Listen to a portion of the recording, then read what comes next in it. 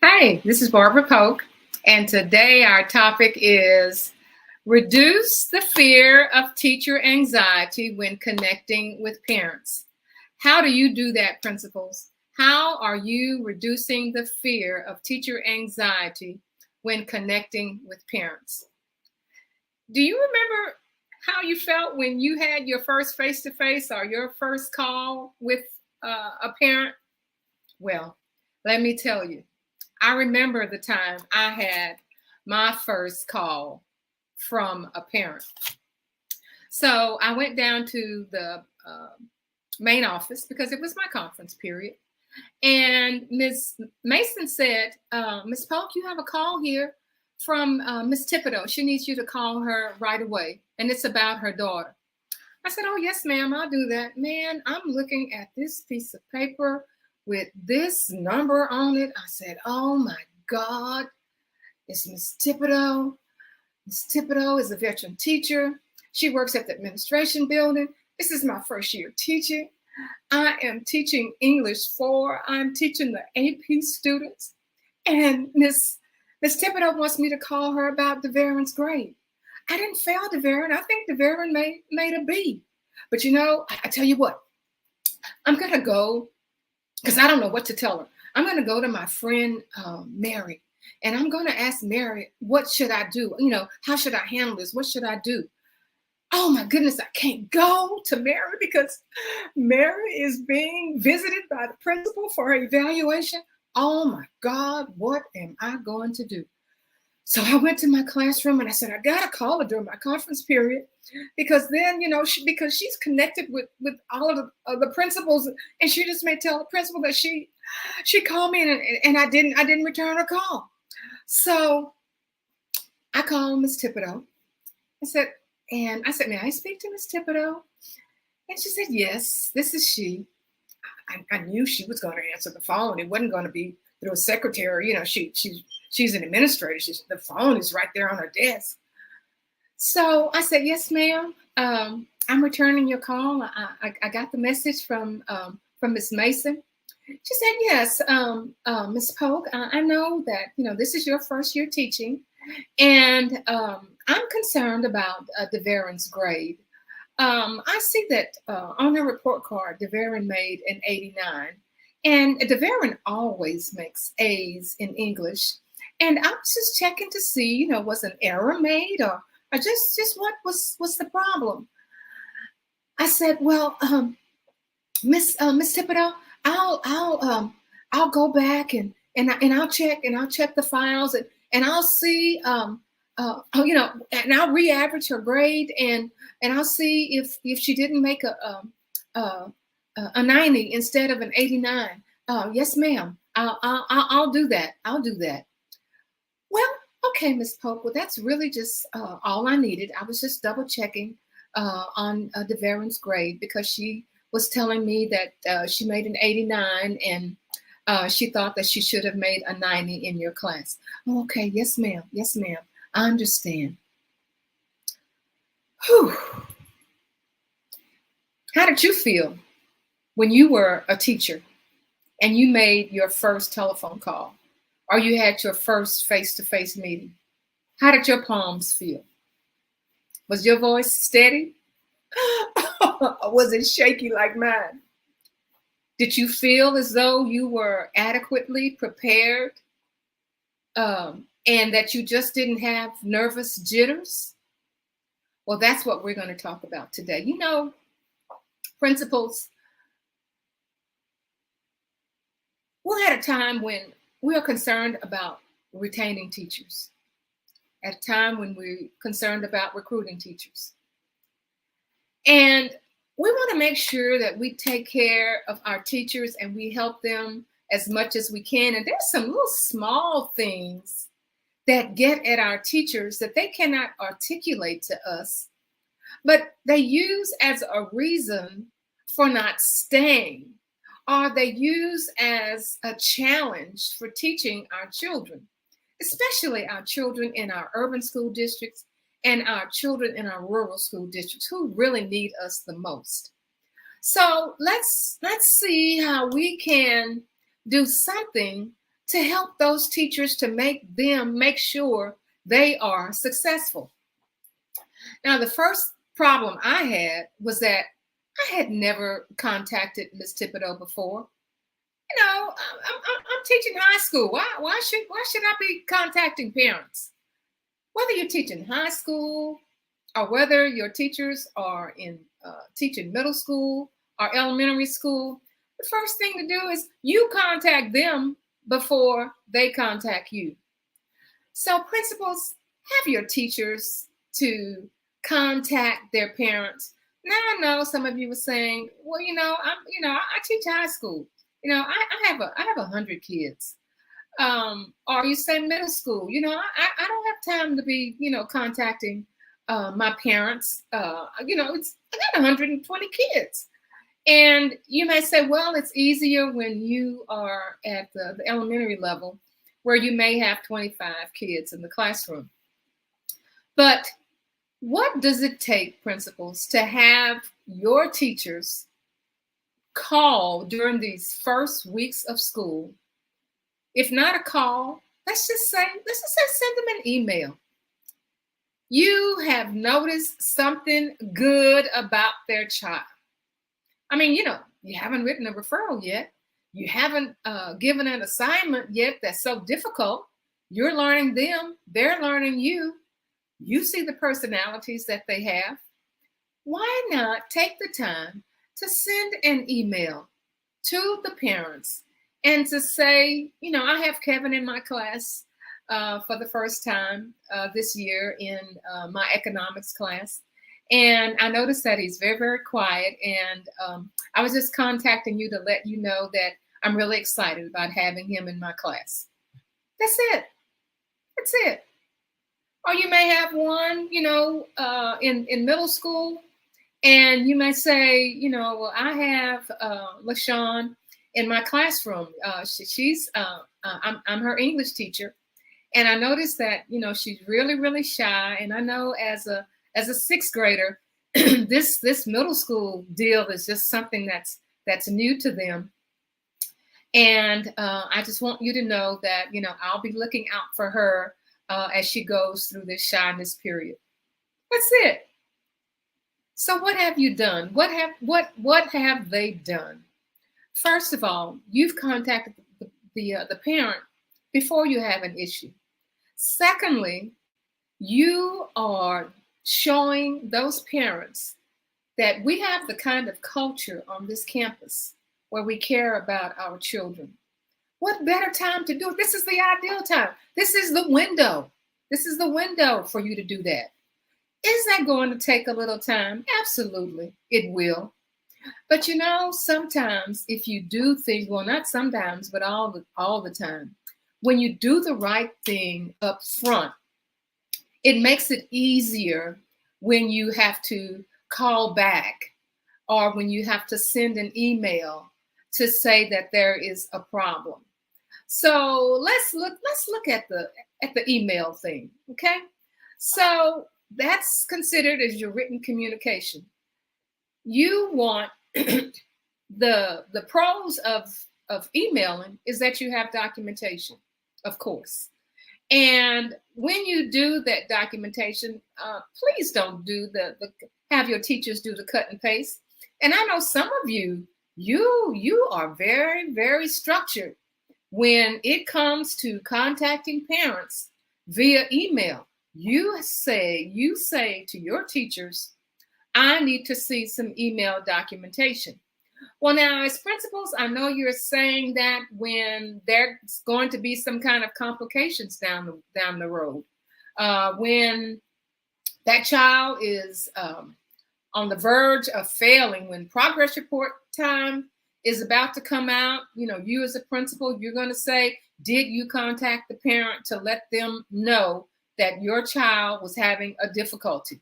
Okay, I understand that, but have your teachers to make that connection, a simple connection at the beginning of the school year, and have that to be a positive connection. And then when you come back and you say, well, this is progress report time, and Sean is missing 2 or 3 assignments, and we're going to give him some extra time to get those turned in. First of all, as the parent, I feel good because you said that you noticed him, first of all. And then secondly, now you're saying that you are concerned enough to let me know that he needs some help. He's behind on a couple of things. So with the email, and I know the majority of you are using, having your teachers to use email. The other thing about email is that sometimes when you do your communication with email, here's the con side. The con side. The con side is sometimes if you say too much in that email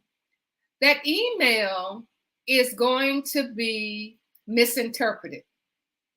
So have your teachers, when they do their email communication with the parents, to make it 1 or 2 or no more than 3 sentences. And if it has to be more than that, then principals, it's time for your parents to be contacted by phone. So prepare a script for your teachers to contact parents by phone. Now, some of you will say, well, the teachers are saying I've called that number and that number is disconnected, or they say that number doesn't belong to that person anymore. And I've called 2 or 3 times and it goes to voicemail and I don't get anything back. And the first thing teachers will say is, you see, that's what I mean. You know, they don't care about these kids. You know, I left a message. They didn't return the call. And that is pervasive. That is pervasive.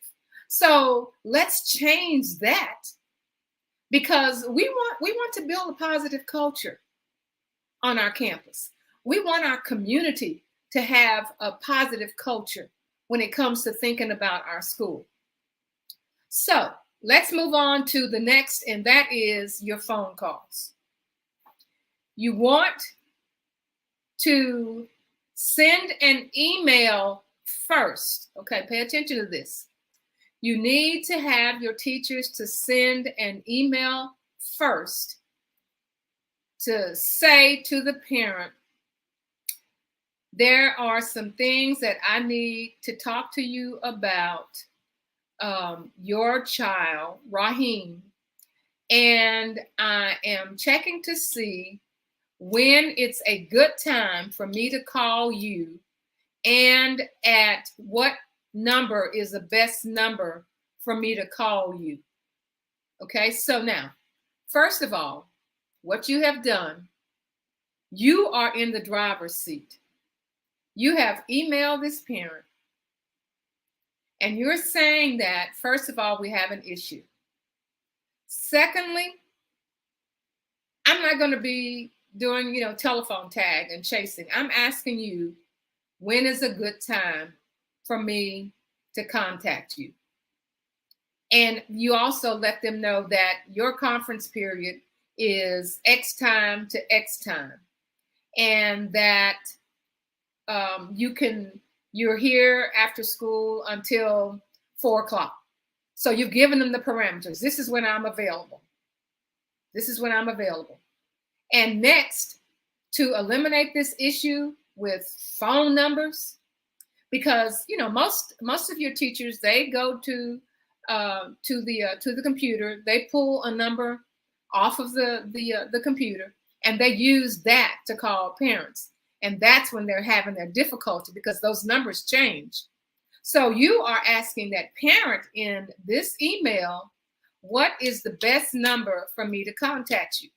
The other issue is that sometimes you will have the mother's number. Sometimes you will have the father's number. And you know that in most families, there is one parent who handles all of those issues when it comes to school. And if you accidentally call the dad and you know the everything is all right, and then you get a call back from the mother, she's upset because you didn't call her. So that is a way for you to eliminate that. So first thing to do, if you have a problem, you send that email to that parent. You're saying we're having a situation here. I'm available. What's a good time? What's a good time? I'm available during my conference period. I'm available after school. Which one of those times is best for me to call you, and what number is best for you to call me? And then you go on with your conference. Now, give your teachers a script. And on that script, you have them to follow the script.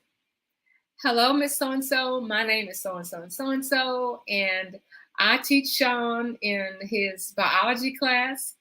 And I'm just calling you to let you know that he is behind on 2 or 3 assignments. And it's getting close to progress report time. And I know that you want him to be on point when it comes to passing his classes. Yes, ma'am. Yes, yes, yes. And that's it. All right, now let's move on. I mean, that's the easy stuff. That's the easy stuff. So how about those parents that you call and they start yelling? I mean, you've done everything you're supposed to do. Your teachers have done everything. But this parent is arrogant. This parent is yelling. This parent is using profanity. You have to assure your teachers that it is okay to hang up on a parent like that. And this is how you do it. You tell the parent, this irate parent,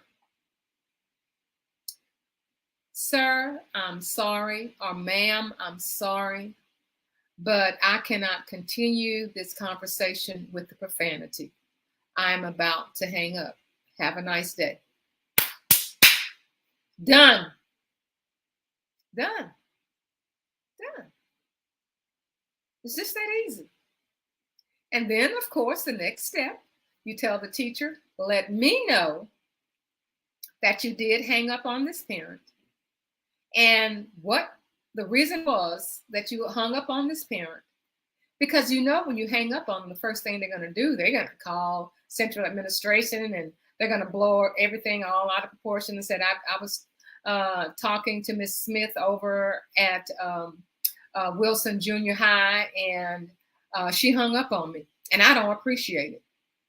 And then you'll be getting a call from central administration that's saying that you have a teacher over there who is hanging up on parents.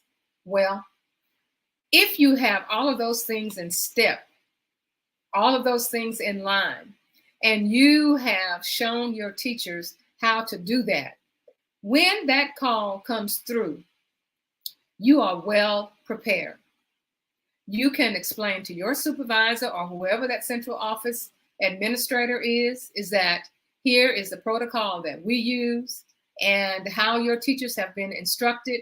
If you have an irate parent who refuses to hear your side, who chooses to use profanity, you let them know that if they continue with the profanity, that you will hang up. And when you hang up, you let them know, I am about to hang up.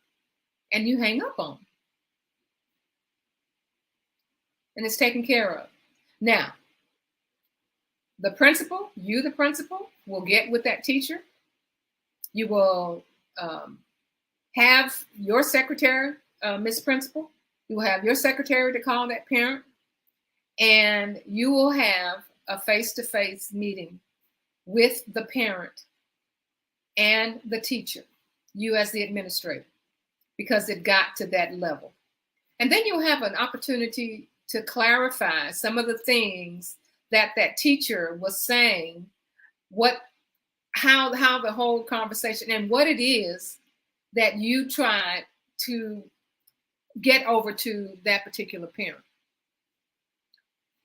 And then the other protocol that you have in communicating with your parents is when you will have to have a face-to-face meeting.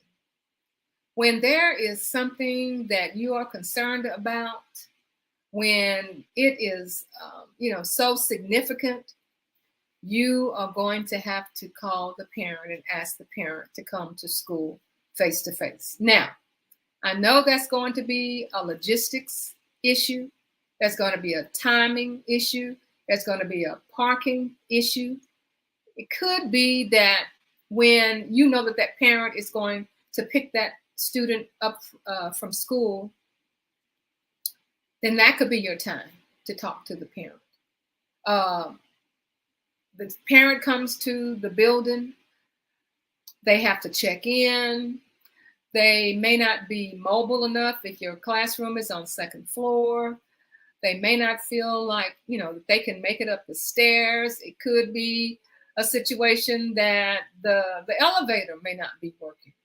And then that face-to-face, you'd have to come down. You'd have to find a place to meet with that parent to let them know what your concern is. But those are the things that you have to do as a principal, because we are at a point where we want to retain and we want to attract our teachers, and we want to build our school culture. We want a winning culture. And reducing that fear and that anxiety that teachers have when they are connecting parents will make them feel good about their job. It will let them know that they feel as though they're being supported by the principal. And this will permeate the entire building, because this is one of the things that we just didn't talk about. Our desk is so full with stuff, and our teachers are going around. They're feeling this anxiety. They don't feel equipped to be able to talk to these parents on the phone. They resort to doing the email. Lots of times with the email, you get miscommunication, a misunderstanding. And there are ways to do that. And it's our responsibility as principals to help to reduce the fear of the teacher anxiety when it comes to connecting with our parents. And in some of our communities, it's tough. It's tough connecting with some of our parents.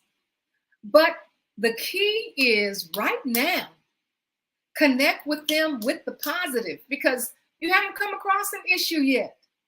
Or if you have come across an issue, it's been a minor issue. Connect with those parents now. A quick email. Your son is in my class. It seems like he's going to be a really inquisitive student.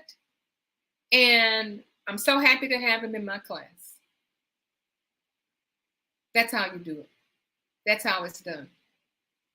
So as you are navigating, these kinds of conversations, let's just make sure that we are approaching our teachers and our parents with kindness, because connecting with the parents can be challenging.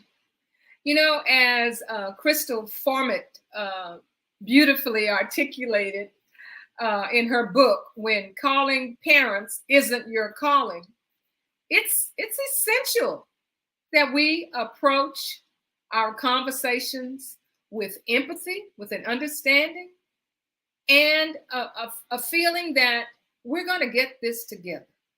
We're going to do this together. So stay calm. Have your teachers to stay calm. Lay down that groundwork, and everything will work out. Will it be a challenge occasionally? Absolutely it will. So if you are navigating these waters, and that it's time for some expert guidance, just reach out to me and we can do this together. We'll help design a rapid entry system for classroom observations. We'll craft a fire style matrix for actionable classroom feedback. We'll channel your team's energy towards meeting your 100% vision for your campus improvement. We can help set up a support system for your teacher growth, because if you don't see that you're having teacher growth, then your teachers are going to be looking elsewhere. We can work together to embed a winning school culture, a culture where your school is going to be a hallelujah success story. And that 100% vision that you have for all of your students to achieve, we can get that together. We can get it done faster. We can refine some strategies that you already have in place so that your school will be a hallelujah success story.